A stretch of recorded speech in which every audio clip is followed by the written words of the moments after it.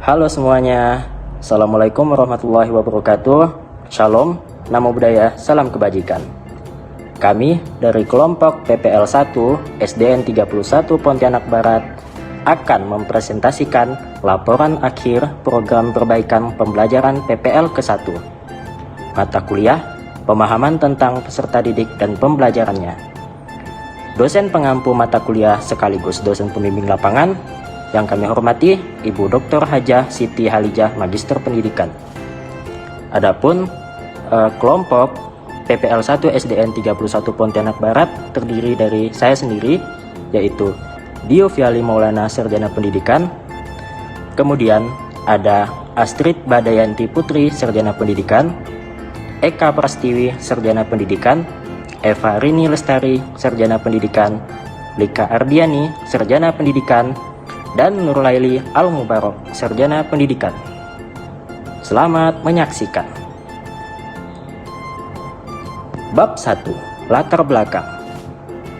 Adapun yang melatar belakangi dari laporan ini adalah dari kegiatan praktik pengalaman lapangan 1 atau biasa yang disebut PPL 1 yang merupakan salah satu kegiatan latihan kependidikan bersifat intrakurikuler yang dilaksanakan oleh kami selaku mahasiswa PPG Prajabatan gelombang kedua.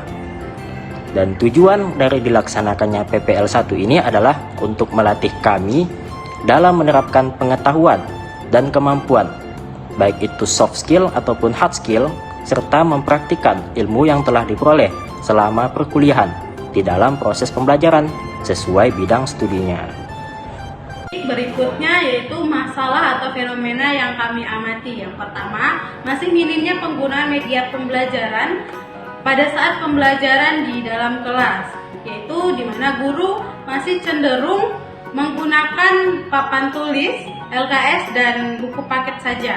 Kemudian yang kedua, menurunnya motivasi belajar peserta didik karena penyesuaian dari pembelajaran daring ke luring, yaitu di mana peserta didik terbiasa dengan adanya tugas-tugas yang dikirimkan oleh guru melalui online. Jadi motivasi siswa untuk belajar menjadi menurun. Baik, saya akan melanjutkan penjelasan dari teman saya mengenai bab 2, masih minimnya penggunaan media pembelajaran pada saat pembelajaran di dalam kelas. Nah, di sini media pembelajaran. Pengertian dari media pembelajaran itu sendiri merupakan bahan atau alat yang digunakan dalam kegiatan belajar mengajar dengan maksud agar proses pembelajaran terasa lebih berkesan dan dapat menumbuhkan kreativitas peserta didik serta dapat diaplikasikan secara efektif. Saat ini, peserta didik sudah terbiasa dengan teknologi digital seperti gadget atau handphone dan laptop, sehingga media berbasis teknologi digital sangat membantu proses pembelajaran pada peserta didik. Perlu kita ketahui bahwa karakteristik peserta didik pada jenjang sekolah dasar berdasarkan pada pembelajaran yang membutuhkan media pembelajaran yang konkret sehingga dapat menunjang proses pembelajaran di kelas rendah dengan maksimal. Jika dilakukan secara baik dalam pembuatan media pembelajaran, dapat menjadikan pembelajaran menjadi lebih menyenangkan dan menstimulus cara berpikir peserta didik di jenjang sekolah dasar.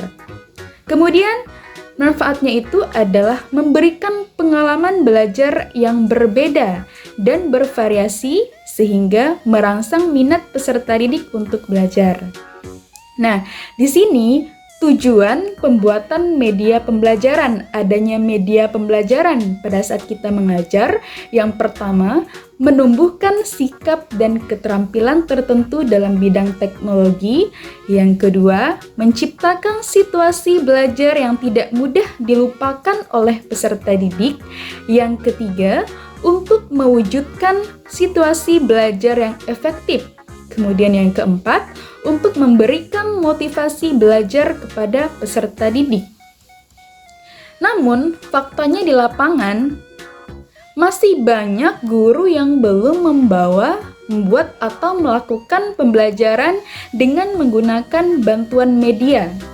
Permasalahan yang ditemukan selanjutnya adalah terdapat keluhan bagi guru mengenai kesulitan dalam membuat media pembelajaran. Keluhan tersebut tentu saja bukan tanpa alasan. Secara umum, ada beberapa kendala yang bisa ditemukan sehingga membuat guru sulit dalam membuat media pembelajaran. Kendala yang dimaksud diantaranya itu adalah kurangnya kreativitas guru dalam proses pembelajaran di kelas dan rendahnya motivasi guru untuk membuat media pembelajaran yang dapat digunakan dalam proses pembelajaran di dalam kelas. Informasi ini diperoleh berdasarkan hasil pengamatan kami dan observasi selama pelaksanaan praktik pengalaman lapangan PPL 1 di Sekolah Dasar Negeri 31 Pontianak Barat. Nah, jika media pembelajaran ini kita gunakan dan diterapkan, maka pembelajaran akan menjadi lebih efektif, inovatif, dan menyenangkan. Selanjutnya, menurutnya motivasi belajar peserta didik karena penyesuaian dari pembelajaran daring ke luring. Karakteristik peserta didik. Motivasi belajar merupakan dorongan yang timbul baik dari dalam maupun dari luar peserta didik, yang mampu menimbulkan semangat dan gairah belajar serta memberikan arah dan kegiatan belajar serta tujuan yang dikehendaki dapat tercapai. Berdasarkan hasil observasi PPL 1, terdapat beberapa peserta didik yang mengalami penurunan motivasi belajar. Hal ini dikarenakan penyesuaian pelaksanaan pembelajaran dari daring ke luring. Pada saat pelaksanaan pembelajaran dari peserta didik terbiasa dengan teknologi digital serta penugasan yang diberikan secara online. Sedangkan saat ini pembelajaran dilaksanakan secara offline. Hanya sedikit guru yang memanfaatkan teknologi digital dalam pembelajaran. Baik, saya akan melanjutkan penjelasan dari rekan saya. Pada bab 3, outproduk yang telah dibuat selama melaksanakan praktik pengalaman lapangan 1 atau PPL 1 di Sekolah Dasar Negeri 31 Pontianak Barat. Nah, seperti yang kita ketahui, pada saat ini perkembangan teknologi telah berkembang dengan sangat pesat, bahkan sampai ke dunia pendidikan.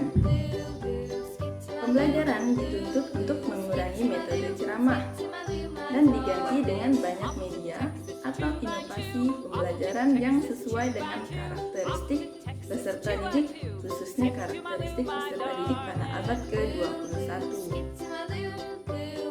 Beberapa produk yang kelompok kami buat sebagai media yang dapat digunakan dalam mengatasi berbagai problema mengajar selama melaksanakan praktik pengalaman lapangan 1 atau PPL 1 di Sekolah Dasar Negeri 31 Pontianak Barat. Di antaranya yang pertama adalah PowerPoint, yang kedua video pembelajaran, dan yang ketiga adalah media manipulatif. Nah, PowerPoint merupakan salah satu media inovatif yang berguna dalam membangkitkan minat belajar dan meningkatkan hasil belajar peserta didik. Nah, pemilihan media PowerPoint ini selain tidak terlepas juga dari perkembangan zaman yang maju dan serba modern yang sudah menggunakan teknologi dan juga sesuai dengan karakteristik peserta didik abad ke-21. Berikut merupakan contoh PowerPoint yang telah kami buat pada gambar di samping ini. Nah, yang kedua, video pembelajaran. Video pembelajaran adalah media yang menyajikan audio dan visual yang berisi pesan-pesan pembelajaran untuk membantu pemahaman terhadap suatu materi pembelajaran. Nah, berikut merupakan produk media pembelajaran yang dibuat pada saat praktik pengalaman lapangan 1 atau PPL 1 di Sekolah Dasar Negeri 31 Pontianak Barat, seperti pada gambar di samping ini. Nah, yang ketiga, media manipulatif. Media manipulatif itu merupakan segala benda yang dapat dilihat, disentuh, didengar, dirasakan, dan dimanipulasikan. Media manipulatif ini berfungsi untuk membantu peserta didik dalam memahami konsep-konsep yang lebih jelas, sehingga pencapaian hasil belajar yang diharapkan dapat tercapai. Nah, pemilihan media manipulatif ini sesuai dengan teori perkembangan kognitif menurut Piaget, yaitu pada tahap operasional konkret pada anak usia sekolah dasar, yaitu usia 7 sampai 11 tahun. Nah, di mana kondisi anak-anak atau peserta didik itu sudah dapat memfungsikan akalnya untuk berpikir logis terhadap sesuatu yang bersifat konkret atau nyata. Nah, beberapa media pembelajaran manipulatif yang telah kami buat seperti pada gambar di samping ini. Nah, salah satunya ada media kincir angin, itu merupakan media manipulatif yang dibuat sesuai dengan materi pada tema ke-6, yaitu energi dan perubahannya, subtema ke-4 tentang energi alternatif, dan pada pembelajaran ke-1 kelas 3 pada saat praktik pengalaman lapangan 1 atau PPL 1. Berdasarkan pemaparan materi di atas, dapat disimpulkan bahwasanya pada pelaksanaan PPL terdapat dua permasalahan. Yang pertama, kurangnya penggunaan media pembelajaran pada saat pembelajaran di kelas. Kurangnya penggunaan media pembelajaran ini dikarenakan guru kesulitan membuat media pembelajaran, sehingga kebanyakan guru di kelas melaksanakan pembelajaran dengan metode ceramah. Dan yang kedua, turunnya motivasi belajar peserta didik. Turunnya motivasi belajar ini merupakan dampak dari penyesuaian pembelajaran dari daring ke luring yang mengakibatkan hasil belajar peserta didik ikut menurun. Selanjutnya, berdasarkan permasalahan tersebut, 4 produk yang telah dibuat dalam membantu mengatasi permasalahan tersebut adalah PowerPoint, video pembelajaran, dan media manipulatif. Sekian yang dapat saya sampaikan. Hidup seorang tanpa kekasih. Cukup sekian, terima kasih. Assalamualaikum warahmatullahi wabarakatuh. Bye-bye.